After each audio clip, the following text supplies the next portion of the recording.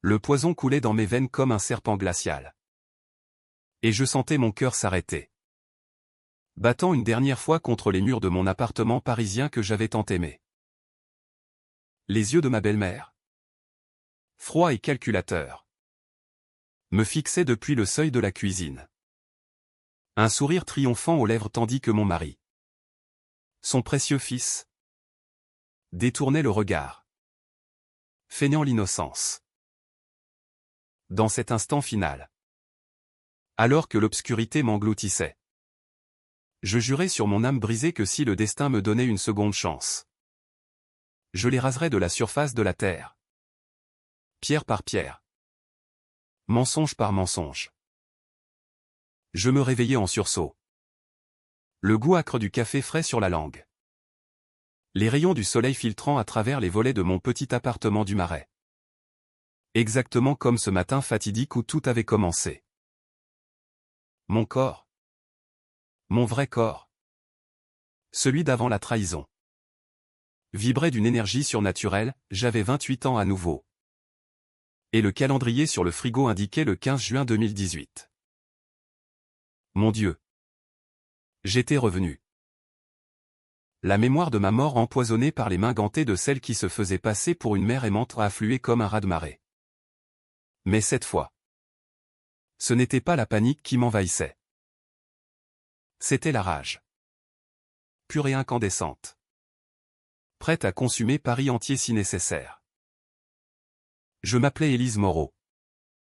Une architecte talentueuse qui avait gravi les échelons à la force de mes croquis et de mes nuits blanches. Loin des intrigues familiales qui gangrènent les grandes villes comme un cancer silencieux. À l'époque, j'étais follement amoureuse de Julien. Mon mari depuis 2 ans. Un avocat prometteur aux yeux bleus et au sourire désarmant. Nous vivions dans cet appartement haussmannien que j'avais hérité de ma grand-mère. Un joyau du 3e arrondissement. Avec ses parquets qui craquent comme des confidences et ses cheminées ornées de stucs dorés. C'était mon sanctuaire. Payé de mes sueurs et de mes rêves. Pas le leur. Mais tout avait basculé quand sa mère, Viviane, avait débarqué de sa province normande. Veuve éplorée. Avec ses valises remplies de regrets et de factures impayées. Juste pour quelques mois. Ma chérie, avait-elle susurré d'une voix mielleuse. Ses yeux verts les mêmes que ceux de Julien pétillant d'une fausse gratitude. Quelques mois. C'était le début de l'enfer. SS1. Les premiers signes étaient subtils. Comme les fissures dans une façade ancienne que l'on néglige jusqu'à l'effondrement. Viviane s'était installée dans la chambre d'amis, transformant mon bureau improvisé en un hôtel à ses souvenirs, photo jaunie de son défunt mari. Un militaire décoré.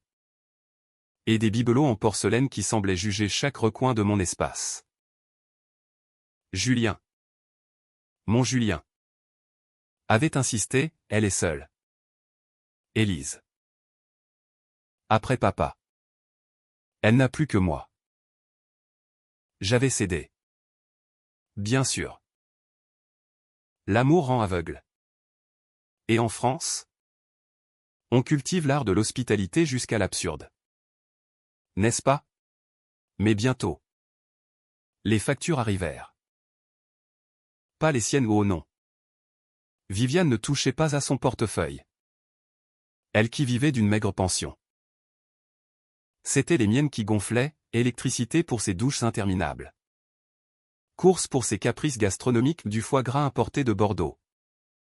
Du champagne Veuve Clicquot les dimanches.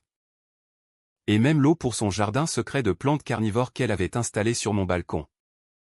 Comme si Paris était son nouveau terrain de chasse. Puis vint la demande.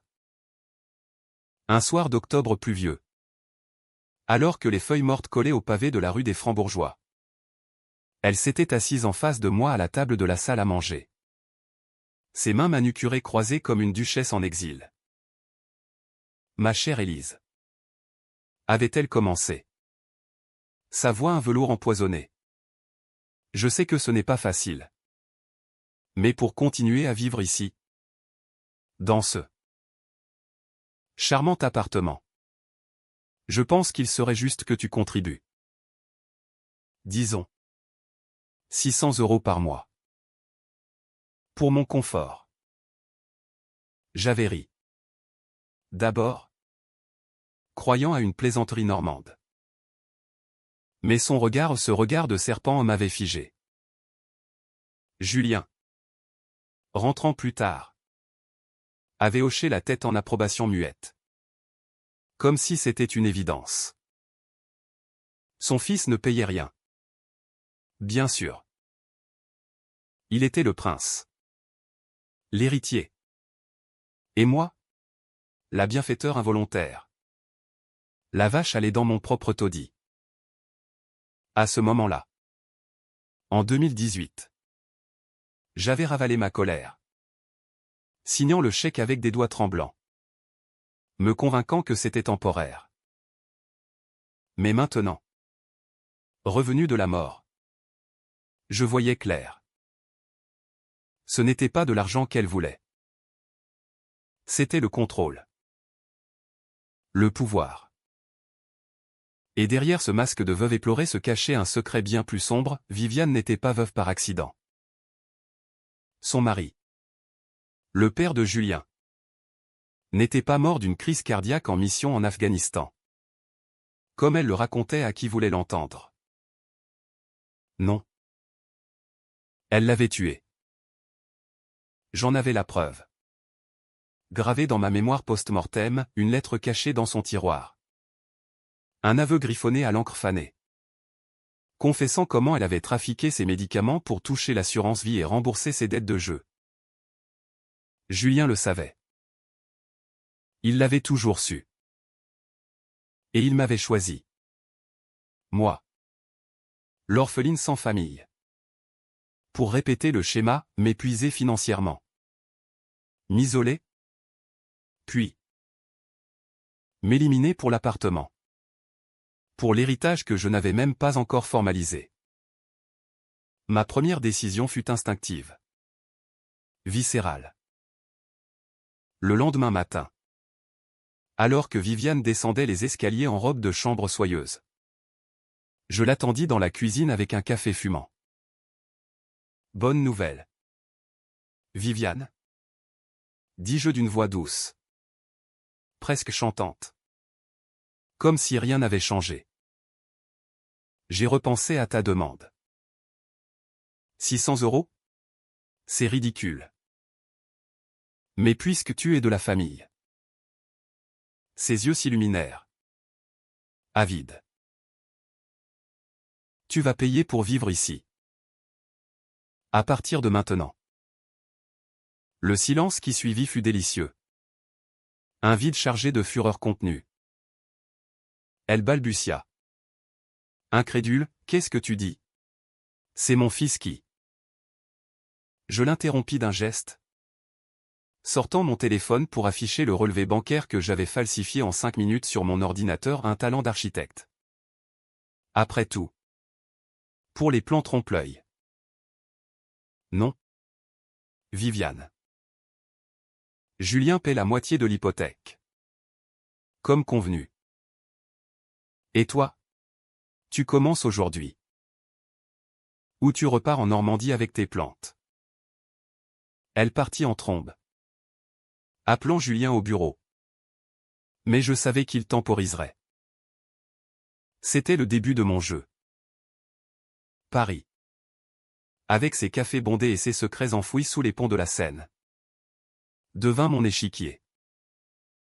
Je commençais par les petites victoires, changer les serrures pendant qu'elle était sortie, faire des courses. Installer une caméra discrète dans le salon légal. Bien sûr. Sous prétexte de sécurité pour l'assurance. Et chaque soir. Quand Julien rentrait. Je l'accueillais avec des baisers passionnés. Feignant l'innocence. Tout en glanant des bribes de leur conversation téléphonique. Elle devient folle? Maman. Patience? On attendra qu'elle craque. Patience? Oh. Il n'en aurait plus. Les semaines passèrent dans une tension palpable. Comme l'air avant un orage sur la tour Eiffel. Viviane payait. À contre-cœur. Via virement. Mais ses regards me fusillaient. Elle commença à semer le doute, des appels anonymes à mon bureau. Insinuant que j'étais instable. Que Julien méritait mieux. Mes collègues. Ces Parisiens gossipeurs. Murmurèrent. Mais j'étais préparé. J'avais fouillé son passé en ligne. Contacté discrètement un détective privé, un ancien flic du 36. Quai des Orfèvres. Pour 500 € bien placés. Les rapports arrivèrent vite, dettes non remboursées en Normandie. Un compte offshore aux îles Caïmans. Et cette lettre.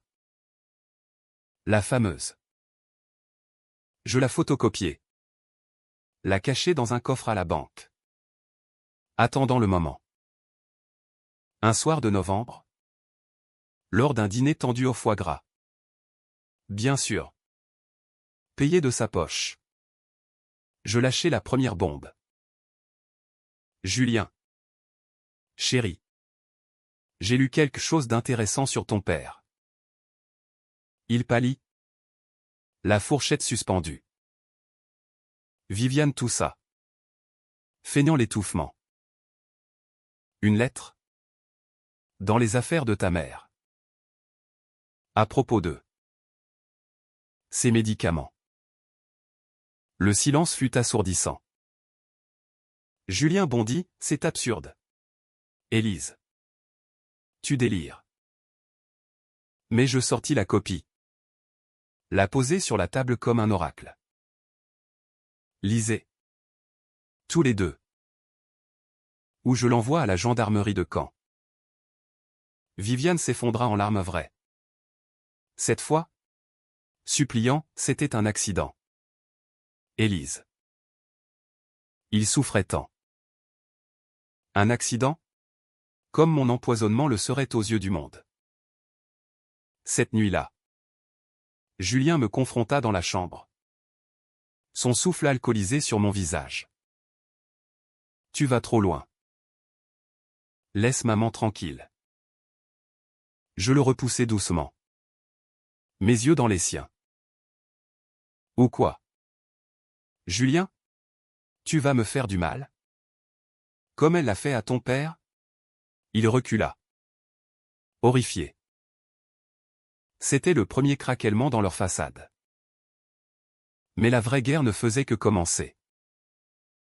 J'avais des plans. Des plans d'architectes impitoyables, ruiner leur réputation. Les forcer à l'aveu. Et si nécessaire. Les briser comme ils m'avaient brisé. Paris. Ma ville. Serait témoin. Et cette fois. La justice ne serait pas un tribunal. Elle serait moi. L'hiver s'installa sur Paris comme un manteau de givre. Transformant les boulevards en patinoires glissantes et les cœurs en forteresses. Je marchais chaque matin le long de la Seine. Le froid mordant mes joues. Mais il ne pouvait rien contre la fournaise intérieure qui me consumait. Ma vie d'avant l'Élise naïve. Celle qui croyait en l'amour conjugal et en la générosité familiale était morte avec moi dans cette cuisine empoisonnée. À sa place naissait une femme nouvelle. Forgée dans les flammes de la trahison. Prête à disséquer les mensonges comme un scalpel tranche la chair. Julien et Viviane pensaient m'avoir cerné, une ambitieuse sans racines. Facile à manipuler. Ils se trompaient. J'avais des racines. Profondes. Ancrées dans le sol parisien que ma grand-mère m'avait légué. Et j'allais les utiliser pour les étouffer. Ma première offensive majeure fut financière. Un art que les Français maîtrisent depuis Richelieu. J'avais accès à tous les comptes. Bien sûr le mariage. Cette union sacrée. Ouvre tant de portes. Tandis que Julien plaidait ses affaires au palais de justice. Je transférais subtilement des fonds, pas assez pour alerter. Juste assez pour que les factures s'accumulent. L'appartement? Désormais à mon nom seul. Grâce à un notaire complice que j'avais contacté sous prétexte d'un ajustement patrimonial. Viviane, avec ses 600 € mensuels, croyait racheter son dû, en réalité. Elle finançait son propre piège. J'investis dans des trackers GPS minuscules. Glissés dans sa sacoche quand elle sortait voir des amis, en vérité. Des rendez-vous avec des créanciers occultes dans les bas-fonds de Belleville. Un après-midi gris. Alors que la neige fondue ruisselait sur les toits de zinc. Le détective m'appela. Madame Moreau. Vous aviez raison. Votre belle-mère n'est pas clean. Elle a un complice, un pharmacien à Rouen. Qui fournit des substances intéressantes. Et votre mari? Il signe les chèques pour couvrir les traces. Mon cœur osse traître ressuscité se serra. Julien. Impliqué jusqu'au cou. Pas seulement par omission. Mais activement. La lettre du père n'était que la pointe de l'iceberg, ils avaient escroqué l'assurance pour des millions. Lavé via des propriétés fantômes en Provence. Et moi? J'étais le bouc émissaire parfait, l'étrangère qui hériterait de tout. À discréditer avant le coup fatal. Je décidai alors d'une décision controversée. Une de celles qui font hausser les sourcils dans les salons parisiens. J'engageai un hacker pas n'importe lequel. Un prodige du 19e arrondissement. Ancien de l'école 42. Qui vivait de gigs illégaux pour payer ses dettes d'étudiants. Pour 2000 € en crypto. Il infiltra leurs emails. Leur banque en ligne. Les preuves affluèrent, correspondance codée entre Viviane et Julien. Plan pour accélérer le processus, avec moi. Des transferts vers un compte au nom d'une société écran. Famille Unie SARL. Pire, des photos. Volées de mon téléphone. Où je paraissais ivre lors d'un dîner d'anniversaire truqué pour insinuer une addiction. Il préparait le terrain pour un divorce forcé. Suivi d'une tutelle sur l'appartement. Ce soir-là. Je confrontais Julien seul. Dans notre chambre aux rideaux de velours rouge. Il était rentré tard. Sentant le cognac et le mensonge. Assieds-toi. Mon amour. Dis-je. Versant 2 verres de Bordeaux au Dubon. Un Margot 2015. Pour ironiser. Il obéit. Méfiant. J'ai vu tes emails. Les virements. Les plans pour me remplacer. Son visage se décomposa. Un mélange de peur et de rage. Élise. C'est pas ce que tu crois. Maman est malade. Elle a besoin. Je ris. Un rire froid. Théâtral. Malade? Comme ton père l'était? Ou comme moi? Avec ce café spécial qu'elle me préparait? Il bondit. Main tendue pour m'étrangler au haut. Le geste prit mal. Mais je reculai. Sortant mon téléphone, l'enregistrement. Activé discrètement. Capturait tout. Un mot de plus. Et ça part à la police. Ou au barreau. Fin de carrière. Julien. Il s'effondra sur le lit. Pleurant comme un enfant. Pardon? Élise. C'est elle qui m'a forcé. Depuis petit.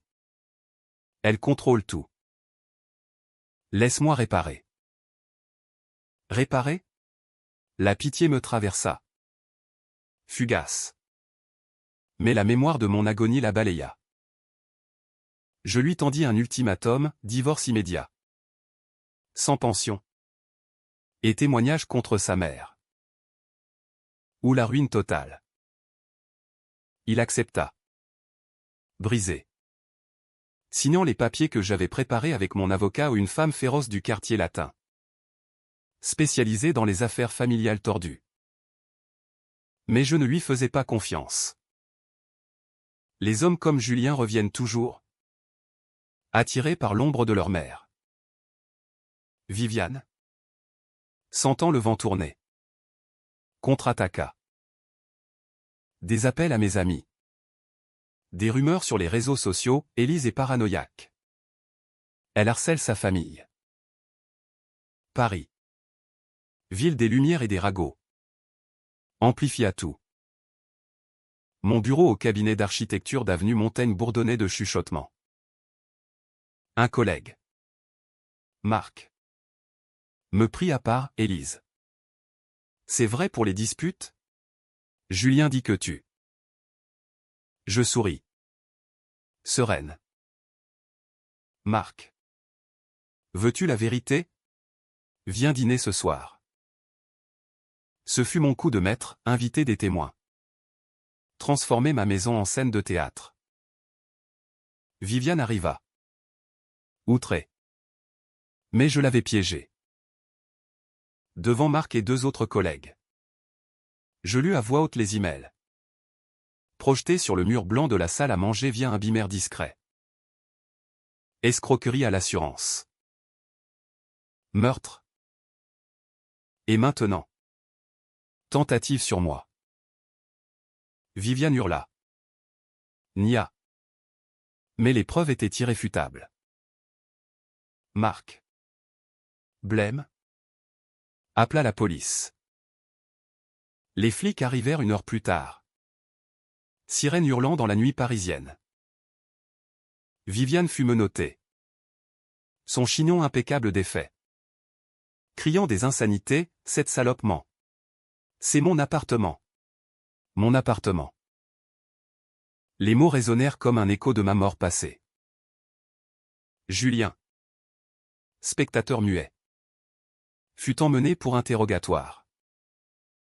Je restai seul. Enfin. Le silence enveloppant les lieux comme un baume. Mais ce n'était pas fini. La loi française est lente. Bureaucratique, les riches s'en sortent toujours. Viviane avait des avocats. Des connexions en Normandie. Et Julien? Il reviendrait. Vengeur. Cette nuit. Seul dans mon lit. Je pleurais pour la première fois depuis ma résurrection. Pas de joie. Mais de deuil pour l'amour perdu. Pourtant. Au matin. La rage revint. Aiguisée. J'avais gagné une bataille. Mais la guerre exigeait plus, une destruction totale. Controversée. Qui ferait scandale dans les tabloïds comme Le Parisien? J'appelais le hacker, phase 2. Tout sur la place publique. Paris allait juger. Et je serais le bourreau masqué. Le printemps 2019 pointa son nez timide. Avec ses cerisiers en fleurs le long des Champs-Élysées et ses averses traîtresses qui lavaient les péchés de la ville sans jamais les effacer. Viviane était en détention provisoire à la maison d'arrêt de Fresnes. Un béton grisâtre qui contrastait avec ses airs de grande dame déchue. Julien. Libéré sous caution à 50 000 € qu'il avait gratté de ses économies restantes. Errait comme un fantôme dans notre appartement. Dormant sur le canapé. Évitant mes yeux. La police avait saisi les preuves. Mais le procès traînait, en France. La justice est un labyrinthe de paperasse. Où les serpents comme Viviane glissent entre les mailles. Elle clamait l'innocence. Accusant un complot familial orchestré par moi. La mégère jalouse. Les journaux people s'en délectaient, drame au Marais, une belle fille contre sa marâtre. Je profitais de cette trêve pour reconstruire. Ou du moins feindre. Au bureau. Mes projets d'architecture ou une rénovation éco-friendly pour un hôtel particulier du 7e avançaient. Et Marc devint un allié inattendu. Me couvrant lors des ragots. Mais intérieurement, je bouillonnais. Ma résurrection m'avait donné non seulement le temps, Mais une clarté impitoyable, la trahison n'était pas qu'un acte isolé. C'était un pattern. Viviane avait ruiné son premier mari. Un modeste employé de banque. Le poussant au suicide par dettes accumulées. Julien, son pantin, avait abandonné ses études de droit à Lille pour la suivre à Paris, sacrifiant une bourse prestigieuse pour la famille. Et moi? J'étais la troisième victime en ligne. Choisie pour mon indépendance apparente. Mais vulnérable par mon amour. Ma décision suivante fut la plus controversée à ce jour. Une ligne rouge que même mon avocat fronça les sourcils en entendant infiltrer le système de l'intérieur. J'avais lu assez de romans noirs Simenon. Gaboriau pour savoir que la vengeance pure est cathartique. Mais éphémère. Il fallait du spectacle. Du scandale. Pour que leur nom devienne synonyme de poison dans les dîners en ville. Je contactai une journaliste freelance. Léa Duval. Une plume acérée du Canard enchaîné. Connue pour ses dossiers sur les escroqueries familiales. Café au Fouquet's. Sous les lustres cristallins, j'ai tout. Léa. Preuve. Enregistrement. Même des témoignages de créanciers normands. Mais je veux que ça explose. Pas un article discret ou une série. Avec photo. Interview. Elle hésita, Élise. Ça pourrait vous détruire aussi. Vous seriez vue comme la manipulatrice. Je souris, justement. Laissez-les me haïr. Tant qu'ils les haïssent plus. L'article parut mi-avril. Une bombe dans l'édition du Matin, la veuve noire du Marais, empoisonneuse en série. Avec extrait d'email. Scan de la lettre. Et mon témoignage anonyme, une victime de plus dans la toile de la belle-mère. Paris explosa. Les réseaux sociaux Twitter. Instagram virent belle-mère poison trending. Des mèmes de Viviane en sorcière normande.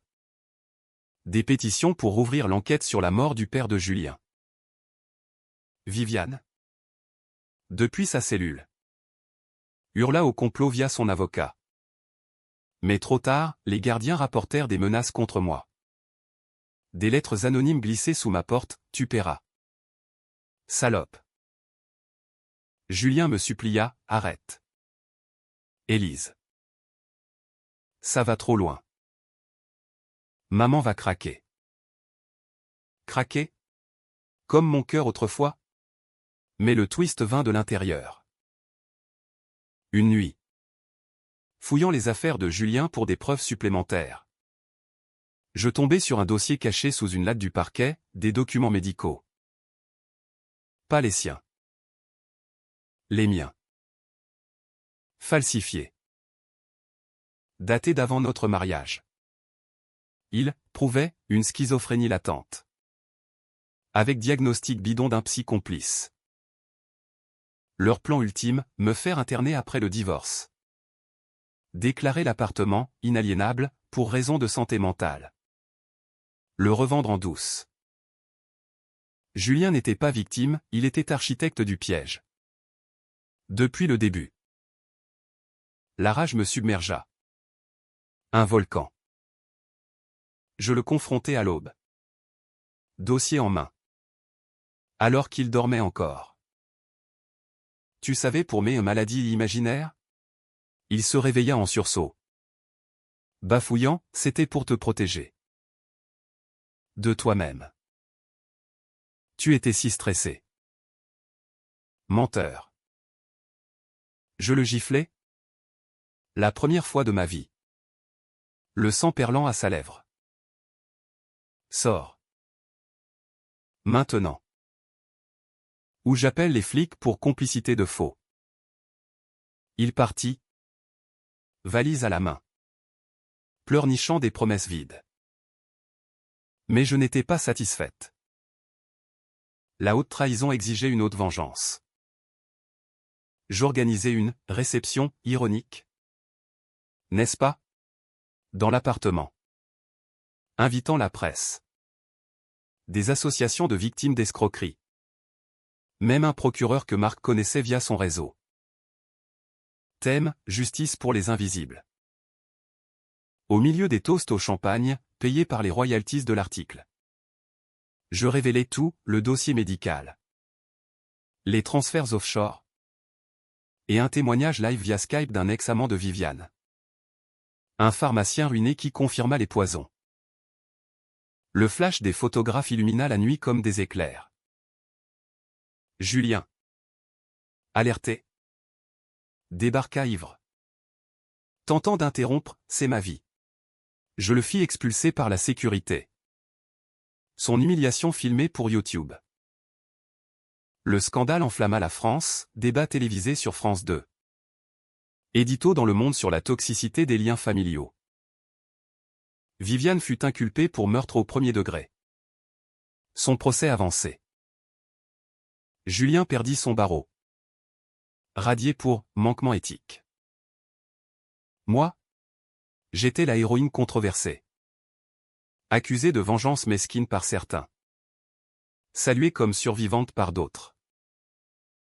Mais au fond, je sentais le vide. La résurrection n'efface pas les cicatrices, elle les rend plus vives. Et pourtant, je continuais.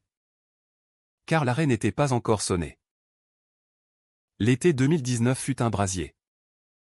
Paris étouffant sous une canicule biblique qui faisait fondre l'asphalte et les illusions. Le procès de Viviane s'ouvrit au tribunal de grande instance de Paris. Un colosse de verre et de pierre place du Châtelet. Où les échos des scandales passés et Dreyfus.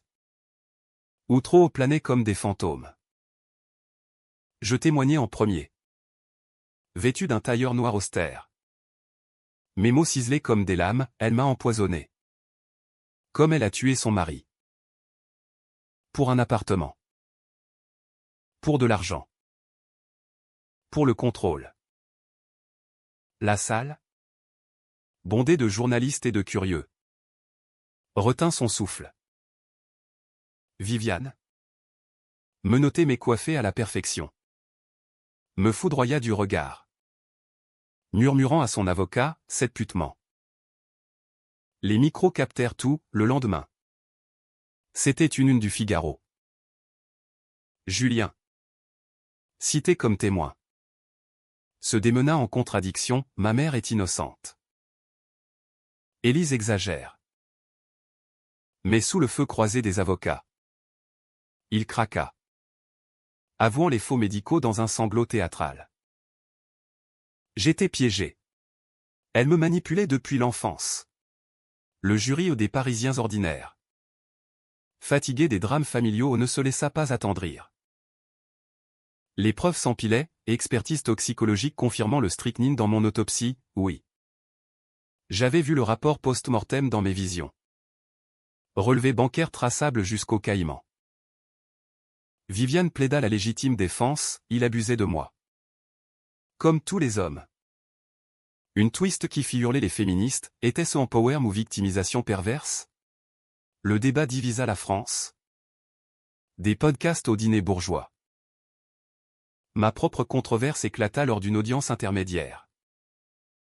Le juge, un homme sec du nom de Lefebvre, me questionna sur mes méthodes, Madame Moreau. Ses fuites à la presse. Ses enregistrements. N'est-ce pas de la vengeance illégale? Je redressai le menton, monsieur le juge. En France, la loi protège les bourreaux plus que les victimes. J'ai fait ce que la justice n'a pas osé, exposer la vérité. La salle applaudit illégal. Mais spontané. Les réseaux explosèrent, justice pour Élise contre Viviane innocente. Je devins une icône. Invité chez Ruquier. Où je déclinais poliment, pas de cirque. Que de la lame. Mais le vrai twist surgit comme un coup de poignard dans le dos. Une semaine avant la clôture. Mon détective m'appela. Voix tendue, Élise. Il y a plus. Votre grand-mère. Mon sang se glaça. La lettre de Viviane. Que j'avais cru isolée.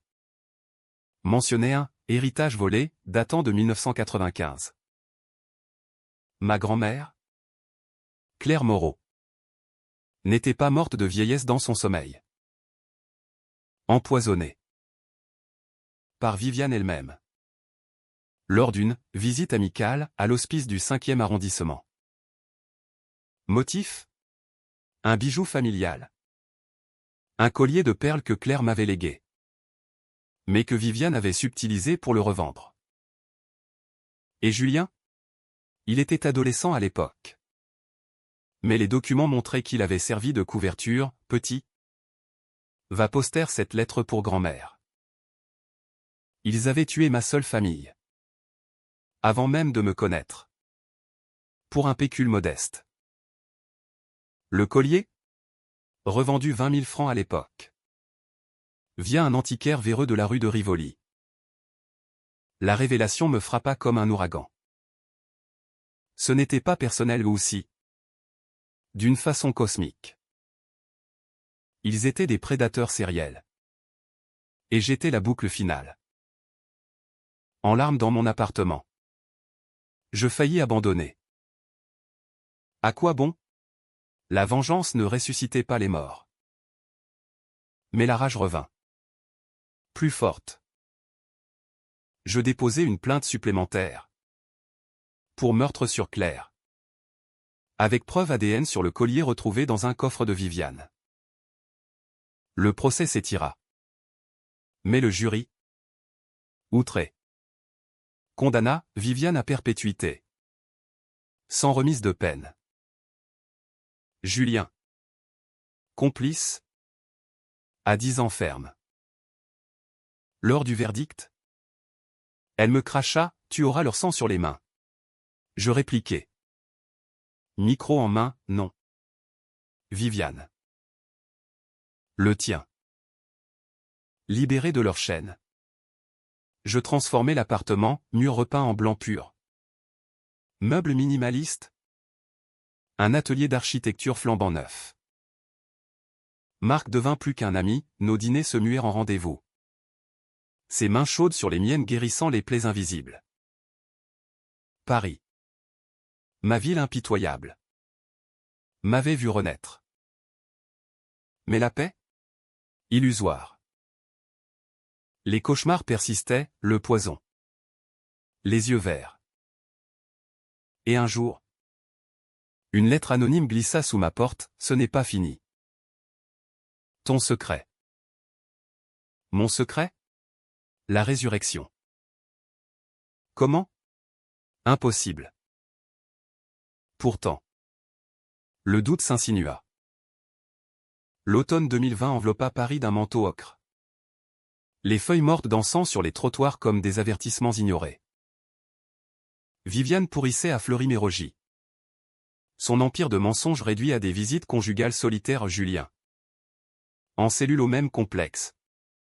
Refusait de la voir. Brisé par la culpabilité ou la haine filiale.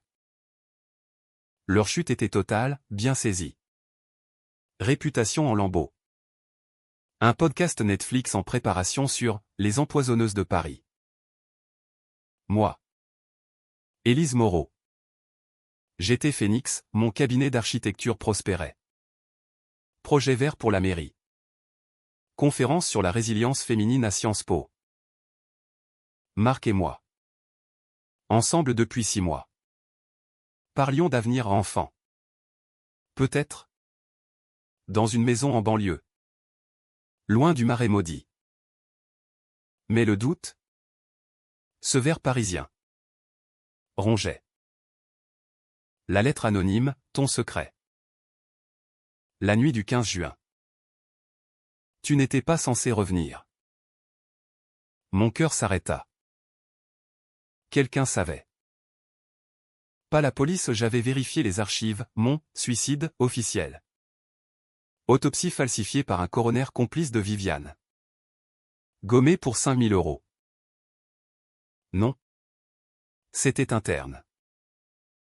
Je fouillais. Hacker à mes côtés, trace d'un appel anonyme la nuit de ma mort. D'une voix déformée avertissant les secours. Quelqu'un m'avait sauvé? Ou surveillé? Le twist final frappa comme la foudre sur Notre-Dame. Une rencontre fortuite au café de Flore, une femme d'une quarantaine d'années. Élégante. Écharpe Hermès. S'approcha. Élise Moreau? Je suis Catherine Lefebvre. Sœur de Viviane. Sœur? Inconnue au bataillon. Elle glissa une enveloppe, lit. Et pardonne. Si tu peux. Dedans. Des lettres. Des photos. Catherine. Bannie de la famille pour avoir dénoncé les abus de Viviane sur leur mère commune empoisonnée aussi. Paterne familiale. Elle était l'ombre, le pharmacien de Rouen. Son amant. Pour infiltrer. L'appel anonyme. Le sien. Sauvant ma vie in extremis. Mais trop tard pour l'autopsie. Et ma résurrection? Pas surnaturelle. Une erreur médicale, le poison dosé faiblement. Mon coma fin pour mort cérébrale. Ravivé par un interne zélé. Mais le timing. Cosmique. J'ai tout orchestré pour te ramener. Élise. Confessa-t-elle. Larmes aux yeux. Pas par bonté. Par vengeance. Viviane m'a volé ma vie. Mon héritage. Toi. Tu étais l'alliée parfaite. Alliée? Marionnette. Elle avait planté les indices. Guidé mon détective via des fuites anonymes. Même influencé la journaliste. Mon triomphe? Le sien. La rage remonta, trahi à nouveau? Mais non. Catherine n'avait pas menti, elle avait armé. Pourquoi maintenant, demandai-je. Pour clore le cercle. Et pour toi, vie. Sans nous regarder en arrière. Je la crus. Oufénie. De retour chez moi. Avec Marc endormi. Je brûlais l'enveloppe dans la cheminée. Flammes dansant comme des démons apaisés. La vengeance avait été douce amère, justice rendue. Mais à quel prix? Des nuits hantées. Des amis perdus dans le scandale? Un amour reconstruit sur des ruines. Pourtant. En marchant le long de la Seine ce soir-là. Les lumières de la ville scintillant comme des promesses. Je sentis la paix. Pas totale, les fantômes persistent en France. Terre des ombres. Mais suffisante. Viviane et Julien paieraient éternellement. En cellule ou en regret. Moi? J'avais gagné ma seconde vie. Et cette fois. Je la vivrai sans chaîne.